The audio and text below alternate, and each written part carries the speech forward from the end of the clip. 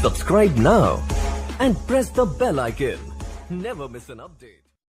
नमस्कार साथियों, स्वागत करता हूं सबका इस YouTube चैनल पर जिसका नाम है स्टडी विद PN लोधा। मित्रों, रीड शिक्षक भर्ती हेतु शिक्षण विधियों का मॉडल पेपर नंबर 21 लेकर आया हूं। शिक्षण विधियों के टोटल 20 प्रश्न इस टेस्ट में देखने को मिलेंगे जो कि दोनों लेवल के लिए काफ़ी उपयोगी है साथियों।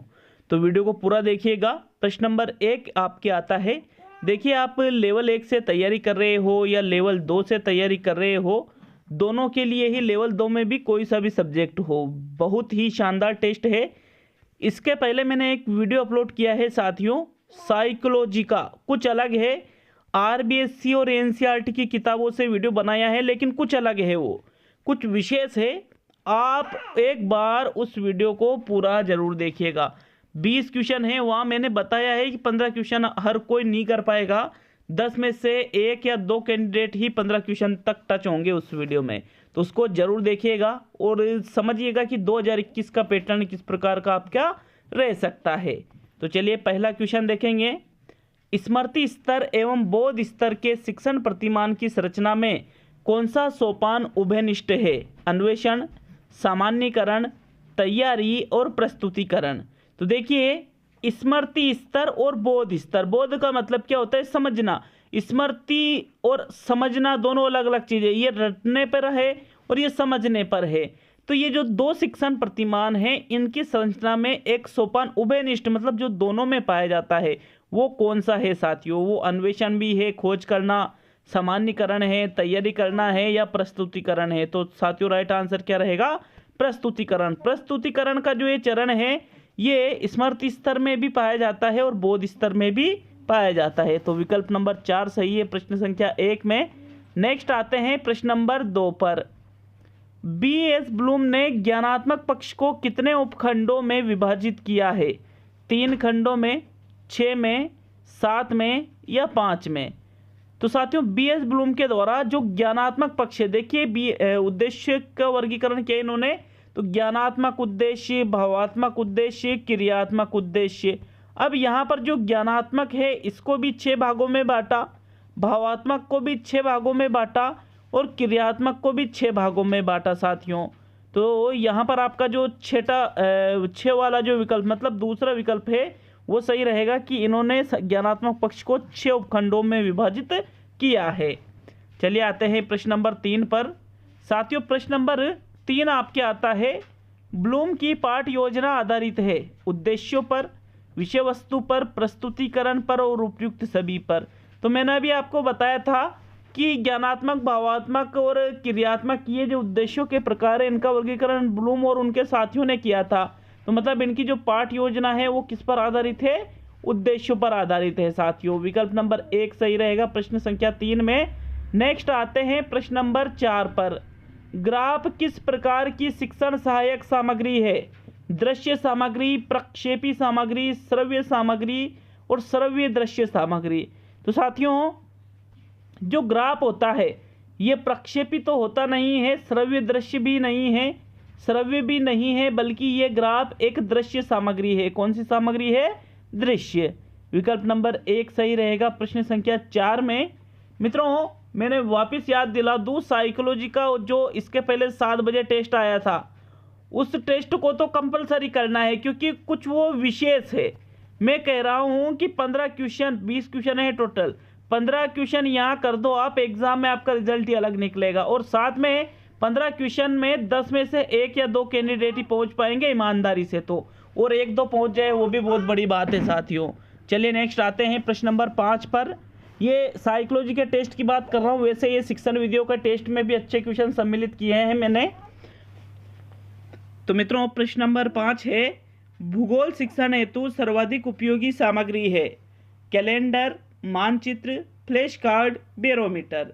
तो देखिएगा जब बच्चों को भूगोल का शिक्षण कराया जाता है तो बैरोमीटर, फ्लैश कार्ड, कैलेंडर, इनसे सबसे ज़्यादा उपयोगी सामग्री रहेगी मानचित्र, क्योंकि साथियों मानचित्र के माध्यम से आसानी से भूगोल से संबंधित जो स्थितियां हैं, क्षेत्रफल वगैरह की या आसपास के जो जहां पर भी क्षेत्रफल की बात की जाए या क्षेत्र की बात की जाए या अन्य किसी चीज को मानचित्र के माध्यम से बड़ी आसानी से बच्चों को आप समझा सकते हो। तो दूसरा विकल्प सही रहेगा। भूगोल शिक्षण में सबसे बेस्ट सामग्री मानचित्र है। चलिए नेक्स्ट प्रश्न नंबर 6 पे आते हैं। परियोजना कार्य महत्वपूर्ण होता है क्योंकि, ये वेरी इंपॉर्टेंट क्वेश्चन है, समझना इस क्वेश्चन को। क्यों होता है परियोजना कार्य सबसे महत्वपूर्ण? क्योंकि यह शिक्षकों को रचनात्मक बनाता है, क्योंकि यह छात्रों को करके सीखने का अवसर प्रदान करता है, क्योंकि यह छात्रों को रचनात्मक बनाता है, और क्योंकि अध्यापक उचित मार्गदर्शन प्रदान करता है। तो परियोजना कार्य महत्वपूर्ण क्यों होता है साथियों? देखिएगा, शिक्षकों को रचनात्मक बनाता है, ये तो गलत हो जाता है। उचित मार्गदर्शन अध्यापक प्रदान करता है, इसमें यह भी उतना सटीक नहीं है। दो चीजें हैं कि यह छात्रों को रचनात्मक बनाएगा या करके सीखने का अवसर प्रदान करेगा, कौन सी ज्यादा महत्वपूर्ण है? तो साथियों महत्वपूर्ण ज्यादा है दूसरा, यह छात्रों को करके सीखने का अवसर प्रदान करता है। क्योंकि जरूरी नहीं है कि जो भी छात्र परियोजना से सीखे वो रचनात्मक ही बने, लेकिन ये तो फिक्स है कि जो भी छात्र परियोजना से सीखेगा उसको करके सीखने का अवसर जरूर मिलेगा साथियों। और करके सीखने में बालक बहुत ही अच्छी तरह से उसके साथ प्रत्यक्ष रूप से उसका अनुभव करता है, तो आसानी से उस चीज को वो सीख जाता है। क्योंकि मित्रों परियोजना विधि करके सीखने के सिद्धांत पर ही आधारित है। ओनली दूसरा ही विकल्प सही रहेगा, नो डाउट। चलिए नेक्स्ट प्रश्न नंबर 7 पे आते हैं। अच्छे मूल्यांकन की कौन सी विशेषता है? वैधता, विश्वसनीयता, निदानात्मकता, निर्णय लेना। अब यहां पर पे साथियों देखिएगा, वैसे ये प्रश्न ही गलत है मेरे हिसाब से तो, क्योंकि इस प्रश्न में ऐसा है, अच्छे मूल्यांकन की विशेषता की बात करें तो वैधता भी एक अच्छे मूल्यांकन की विशेषता है कि मूल्यांकन वैध होना चाहिए। विश्वसनीयता भी अच्छे मूल्यांकन की विशेषता है कि मूल्यांकन कैसा होना चाहिए, विश्वसनीय होना चाहिए। अब मूल्यांकन की विशेषता नहीं है निर्णय लेना, क्योंकि निर्णय लेना तो साथियों मूल्यांकन में तो निर्णय प्रदान किया जाता है साथियों, वो विशेषता में नहीं आता है, वो एक प्रक्रिया है। और निदानात्मकता भी इसकी विशेषता हो सकती है। तो अगर क्वेश्चन यूं होता है कि कौन से मूल्यांकन की विशेषता नहीं है, तो साथियों फिर आपका आंसर चौथा हो सकता था, निर्णय लेना, क्योंकि ये मूल्यांकन की विशेषता न होकर ये मूल्यांकन का अर्थ है। तो यहां पर हम कर लेते हैं नहीं है, कौन सी विशेषता नहीं है, और चौथा विकल्प आप सही कर सकते हो। एक प्रश्न बन सकता है ये 7वें क्वेश्चन में चौथा विकल्प कब सब सही होगा, जब नहीं हम यहां लगा देंगे। चलिए नेक्स्ट प्रश्न नंबर 8। वार्षिक परीक्षा में मूल्यांकन निम्न मूल्यांकन श्रेणियों में से कौन से मूल्यांकन के अंतर्गत आता है? कि जो वार्षिक परीक्षा बच्चों की ली जाती है, वो जो मूल्यांकन वहां किया जाता है, तो वो कौन सी श्रेणी में उसको रखेंगे? योगात्मक, रचनात्मक, नैदानिक और मौखिक। तो साथियों वार्षिक परीक्षा में तो निदान किया नहीं जाता है, मौखिक भी नहीं, क्योंकि लिख करके किया जाता है, उसको योगात्मक आकलन के नाम से या योगात्मक मूल्यांकन के नाम से जाना जाता है साथियों। चूंकि वर्ष के अंत में होता है तो समस्त योग इससे लगाया जाता है।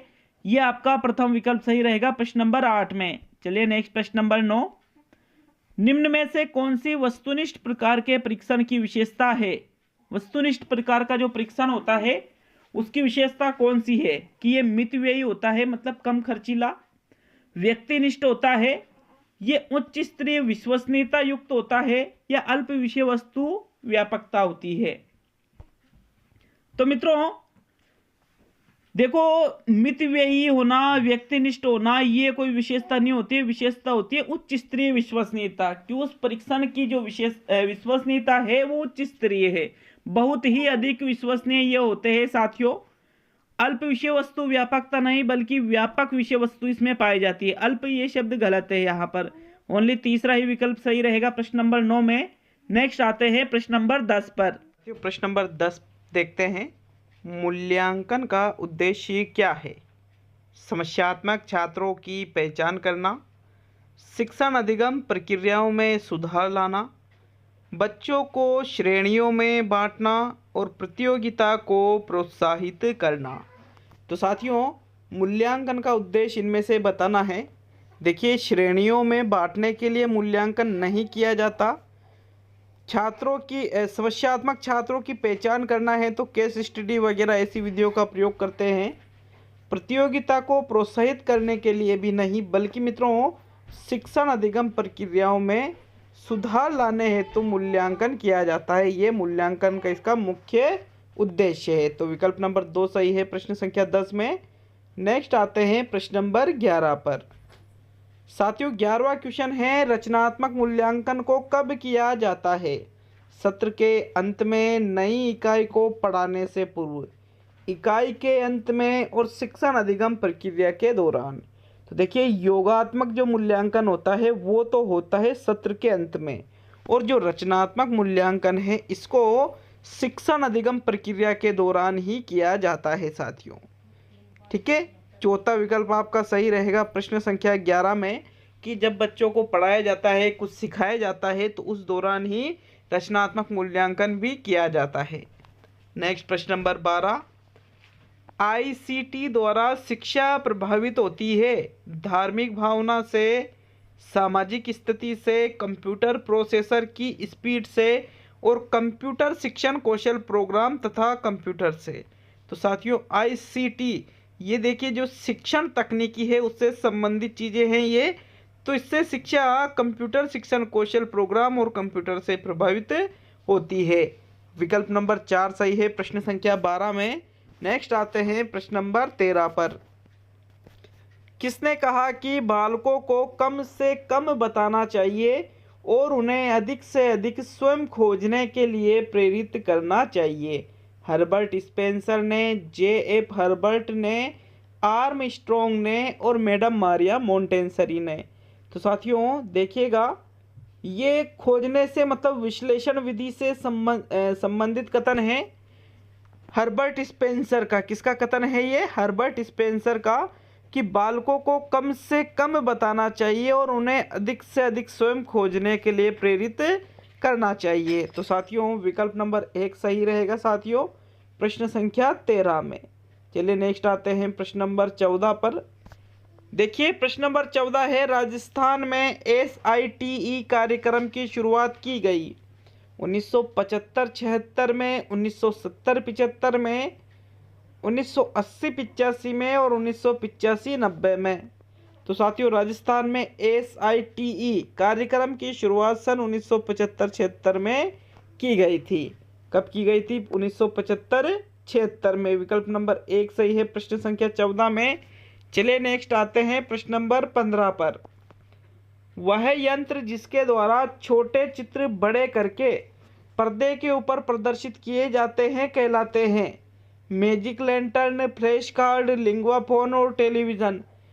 तो प्रश्न क्या पूछ रहा है आपसे कि उस यंत्र का नाम बताना है जिसमें जो छोटे चित्र होते हैं उनको बड़ा करके पर्दे के ऊपर प्रदर्शित किया जाएगा।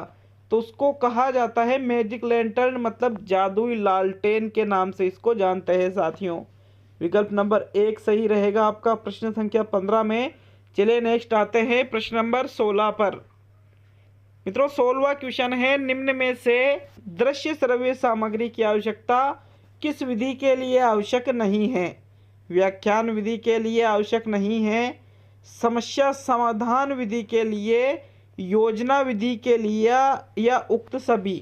तो साथियों कौन सी वो विधि है जिसके लिए श्रव्य दृश्य सामग्री की आवश्यकता नहीं पड़ती?